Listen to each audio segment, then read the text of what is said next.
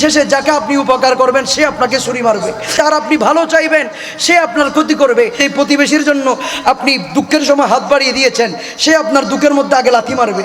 আপনার চোখের পানির সাথে সবাই বেঈমানি করবে, সবাই ধোঁকা দিবে আপনাকে। দুনিয়ার সবাই ধোঁকা দিলেও আমার আল্লাহ আমাদেরকে ধোঁকা দিবেন।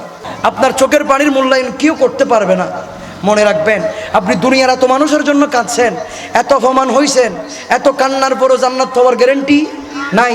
কিন্তু আমার আল্লাহর জন্য যদি দুইটা পানির ফোঁটা চোখ দিয়ে যদি ফেলতে পারেন, আমার নবীর মহব্বতে যদি দুইটা চোখের পানির ফোঁটা যদি ফেলতে পারেন, হায় হায় হাসরের মাঠে জাহান্নাম আল্লাহরে বলবো, ওগো আল্লাহ, আমি পৃথিবীর কোনো কিছু ভয় পাই না, একটা জিনিসকে ভয় পাই, আমি জাহান্নাম শুধু আশিক রাসূলের চোখের পানিকে ভয় পাই।